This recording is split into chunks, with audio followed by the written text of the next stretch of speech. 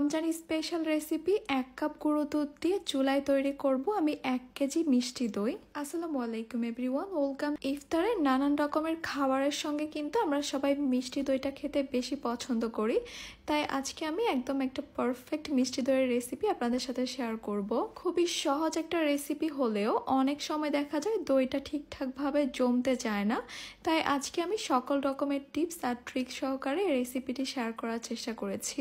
সবগুলো tips follow করে যদি আপনারা দইটা বানানোর চেষ্টা করেন তাহলে আমার মনে হয় প্রতিবারই আপনাদের দইটা যে কোনো পাত্রে ঠিকঠাকভাবে জমবে। তাহলে আর কথা না বাড়িয়ে আমি মূল রেসিপিতে চলে যাচ্ছি। দইটা জমানোর জন্য বীজ হিসাবে আমি এখানে নিয়েছি 1/2 কাপ টক দই। চাইলে আপনারা মিষ্টি দইও নিতে পারেন, সেক্ষেত্রে একটু বেশি নিতে হবে পরিমাণে। এই টক দইটাকে সম্পূর্ণভাবে পানি ঝরিয়ে নিতে হবে, এজন্য একটা স্ট্রেনারে আমি রেখে দিয়েছি পানি ঝরার জন্য। আর যদি এই দইটা ফ্রিজে থাকে সেক্ষেত্রে আপনারা ফ্রিজ থেকে বের করে দইটাকে নর্মাল করে নিতে হবে। এখন আমি দুধটাকে রেডি করে নিব। একটা প্যানে নিয়েছি আমি 3 কাপ পানি। 3 কাপ পানির জন্য এখানে দিয়ে দিচ্ছি আমি 1 কাপ গুঁড়ো দুধ, আর এখানে আমি ফুল ফ্যাট যুক্ত গুঁড়ো দুধটা নিয়েছি, মানে ফুল ক্রিম গুঁড়ো দুধটা এখানে নিতে হবে। এবার এই গুঁড়ো দুধটাকে আমি পানির সাথে খুব ভালোভাবে নেড়েচেড়ে মিশিয়ে নিচ্ছি। ভালোভাবে মিশে যাওয়ার পর এবার অনবরত নেড়েচেড়ে অপেক্ষা করতে হবে একটা বলক আসা পর্যন্ত। যেহেতু এখানে গুঁড়া দুধ দিয়েছি তাই দুধটাকে জাল করে ঘন করার কোনো দরকার নেই, দুধটা এমনিতেই ঘন হবে। আর দই তৈরিতে দুধটা বেশি ঘন হলে কিন্তু দইটা খুব একটা বেশি ভালো হয় না। অনবরত নেড়ে চেড়ে যখন এই দুধটার মধ্যে ভালোভাবে বলক চলে আসবে তখন এই দুধটাকে আমি চুলা থেকে নামিয়ে নিব। চুলা থেকে নামিয়ে নেওয়ার পর খেয়াল রাখতে হবে এই দুধটার উপরে যেন মোটা কোনো সর না পড়ে যায়, তাই একটু নাড়তে থাকতে হবে। দইয়ের মধ্যে খুব সুন্দর একটা কালার আনার জন্য এখানে আমরা ক্যারামেল তৈরি করব। একটা প্যানে নিয়ে নিচ্ছি আমি 1/2 কাপ চিনি। 1/2 কাপ চিনিতে দইটা খুব একটা বেশি মিষ্টি হবে না, তবুও যদি আপনাদের মনে হয় চিনিটা কম বেশি তাহলে বাড়িয়ে কমিয়ে অ্যাডজাস্ট করে নেবেন। চিনির মধ্যে যখন ক্যারামেলের কালার আসা শুরু করবে তখন অনবরত নাড়তে থাকতে হবে ক্যারামেলটা হওয়া পর্যন্ত। কোনোভাবেই যেন ক্যারামেলটা পুড়ে না যায় খেয়াল রাখতে হবে, ক্যারামেলটা পুড়ে গেলে দইটা কিন্তু খেতে একটু তিতা লাগবে। ক্যারামেলের মধ্যে নিজের পছন্দ মতো কালারটা চলে আসলে আগে থেকে জাল করে রাখা দুধটা এখানে দিয়ে দিব। দুধটা দেওয়ার সঙ্গে সঙ্গে ক্যারামেলটা একটু জমে যাবে, ভয় পাওয়ার কিছু নেই, একটু পরেই কিন্তু আবার গলে যাবে। ক্যারামেলটা দুধের সঙ্গে পুরোপুরি মিশে যাওয়া পর্যন্ত অনবরত নেড়ে চেড়ে দুধটাকে জাল করতে হবে। তবে এই দুধটাকে অনেক বেশি সময় ধরে জাল করে আমি ঘন করে ফেলতে চাচ্ছি না। ক্যারামেলটা এখন দুধের সাথে খুব ভালোভাবে মিশে গেছে, আর দেখতেই পাচ্ছেন খুব সুন্দর একটা কালার হয়েছে। আমি ঠিক এই কালারটাই চাচ্ছিলাম। ব্যাস, এখন চুলাটাকে অফ করে দিয়ে আমি এই দুধটাকে ঠান্ডা করে নিব কিছুটা। তবে দুধে যেন কোনো সর না পড়ে তাই অনবরত নেড়ে চেড়ে দুধটাকে ঠান্ডা করতে হবে। আবার একদম ঠান্ডা করে ফেলবো না, কুসুম গরম রাখতে হবে দুধটাকে। এবার পানি ঝরানো টক দইটাকে আমি একটা বাটিতে নিয়ে নিয়েছি। এরপর এই টক দইটাকে আমি খুব ভালোভাবে ফেটে নিচ্ছি। দইটা কিছুক্ষণ ফেটিয়ে নেওয়ার পর দেখতে পারবেন দইটা ঠিক এরকমই ক্রিমি হয়ে গেছে।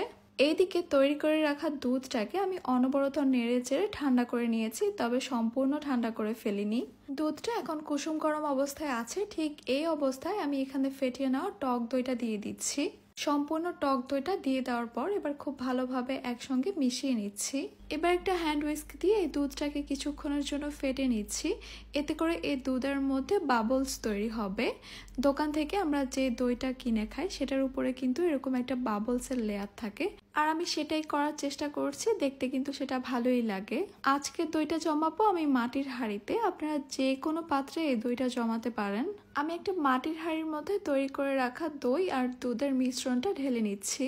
ঢাকনা দিয়ে ঢেকে দিচ্ছি, যদি ঢাকনা না থাকে তাহলে ফয়েল পেপার দিয়ে মুখটাকে ঢেকে দিতে হবে। এরপর দুটো ছোট মাটির পাত্রের মধ্যে দইয়ের মিশ্রণটা দিয়ে দিচ্ছি, মুখটাকে ঢেকে দিচ্ছি ফয়েল পেপার দিয়ে। আজকে দইটা তৈরি করব আমি গ্যাসের চুলায়।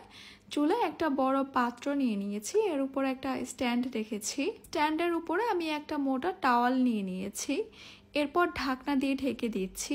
চুলার হিটটাকে একদম লোতে রেখে আমি 10 মিনিটের জন্য প্রি হিটেড করে নিব, যেমনটা আমরা ওভেন প্রি হিটেড করি। 10 মিনিট পর আমি ঢাকনাটা সরিয়ে নিয়েছি, আর সাবধানে টাওয়ালটাকেও সরিয়ে নিতে হবে। এবার দইয়ের হাঁড়িটাকে আমি স্ট্যান্ডের উপরে বসিয়ে দিচ্ছি, আবারও এই টাওয়ালটা দিয়ে হাঁড়িটাকে খুব ভালোভাবে ঢেকে দিচ্ছি।